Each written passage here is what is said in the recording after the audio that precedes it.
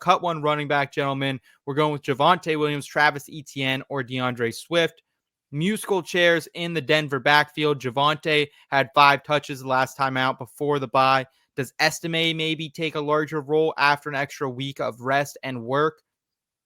Etienne has scored double-digit points just once in the past 7 games, outrushed 18-4 by Bigsby and outsnapped. Swift is not utilized as much in the new Thomas Brown called Bears offense 3 weeks in a row, under 10 fantasy points. So, gentlemen, I know realistically, like, it feels foolish to kind of ever cut a running back who is getting 50-ish% of the work some weeks, if not more, in the case of Swift. But at this time, too, like, we were talking about it the other night, like, it's not a bad idea to occasionally give someone a landmine, right? Drop someone, have someone spend all their fab for a potential starter. And then if it's someone you think can be a dud. So, Eric, what are your thoughts on this? Or who are you cutting if you have to cut one on this list? It's a pretty easy smell you later to Javonte Williams out of these 3 for me, right? Like you mentioned I think you said musical chairs was the analogy that you drew. That is probably the most accurate depiction of a backfield that I've ever heard. And while neither of the other 2 on this list have a dominating share in their backfield, they do have well-defined roles, right? Like DeAndre Swift is going to lead that backfield in snaps and in touches. He's not effective, but that job is largely his. Travis Etienne, he's fighting it out with Tank Bigsby, but he is the receiving back, and he's able, despite a limited workload, to get you to double-digit fantasy points. Javonte Williams can get you 1 point, or maybe if you're lucky, he'll get you like 12. But you're not going to feel strong enough to play him until you see that 12. So you're not playing him this week. If he hits the 12, you're going to play him next week, and he's going to get you 1, and now you're bounced out in the second round. So he is the landmine that I want to deposit on someone else's roster. I agree, because whenever I see Javonte in that RB2 slot for my opponent, I'm like, okay, that makes me feel pretty good for the week. So, yeah, I'm with you. Landmine Javonte Williams. I'm cutting the Denver Broncos running back there. Steve, where are you at on this lot? It's going to be a clean sweep. I am also cutting Javonte Williams. Even when he is the unquestioned starter, he's not good enough to start for your team. Okay. Let's go ahead. Let's talk some receivers. Cut 1 wide receiver, Deebo Samuel, Amari Cooper, or Josh Downs. Deebo has maxed out at 6 fantasy points over the past month. Since week 7, he's averaging 6.3 points per game. Amari just saw 14 targets, scored in double digits for the first time since week 7. But Keon Coleman and Dalton Kincaid's returns are pending.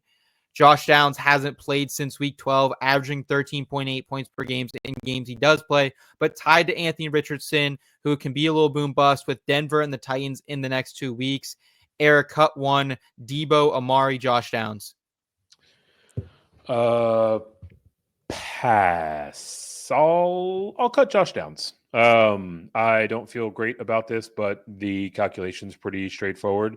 Given the choice, I will err on the side of the guys who we know to be healthy. And Josh Downs, while he's expected to be back this week, we don't know entirely, and we don't know if there's going to be any sort of re-aggravation.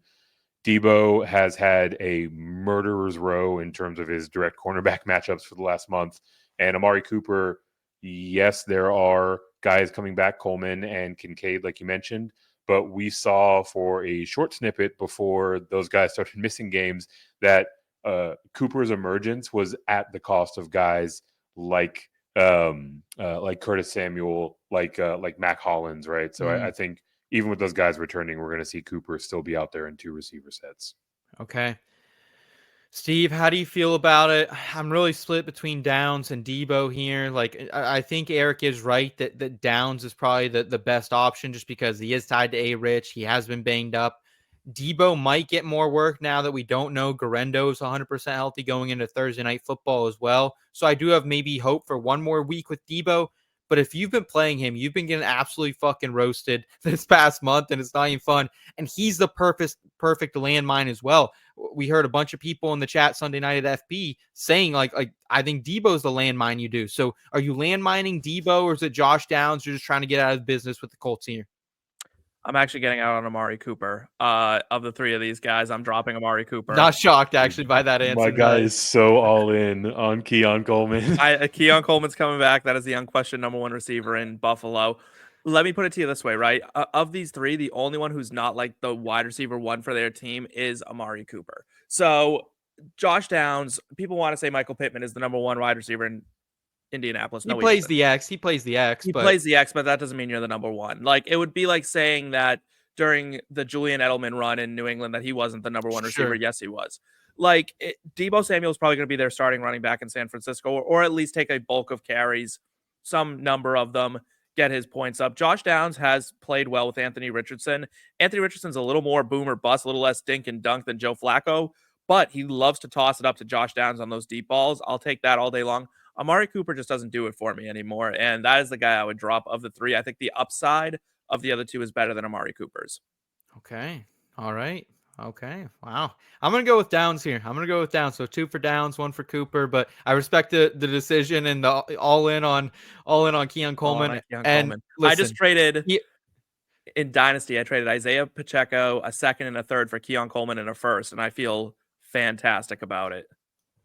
I like that you got the first. I don't love. Yeah. You can make a defendable case for that. Yeah. And I'm a rebuild too. So Okay. Yeah, for sure. Better.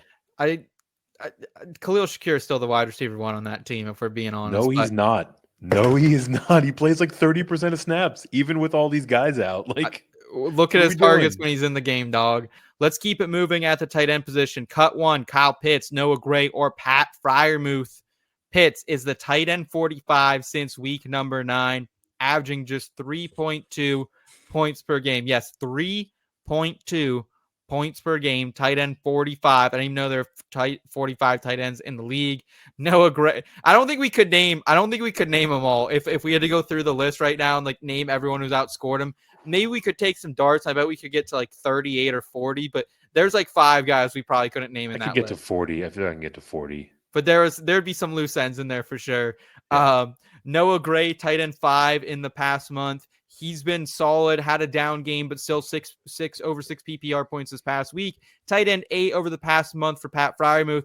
No George Pickens likely this week for the Steelers is what Mike Tomlin is reporting. We had Brooke Pryor on that scoop earlier for ESPN. I like Muth. He's going to be getting more of the target share, but this entire Steelers offense is a bit nerfed, I believe, without GP George Pickens.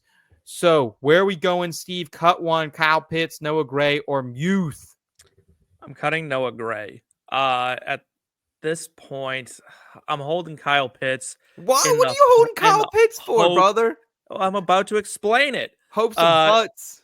I'm holding him out in the hope that Michael Penix gets the start at some point here down the stretch when the Falcons officially get eliminated from playoff contention.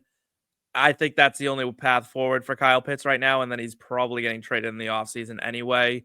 Noah Gray just doesn't do it for me. He's the only backup, right? Like, realistically, he's a second-string tight end.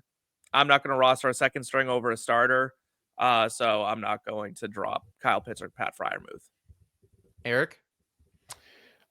Honestly, 10 out of 10, 5 stars, no notes. Almost the exact same sentiment that I have. I'm letting Noah Gray here go here.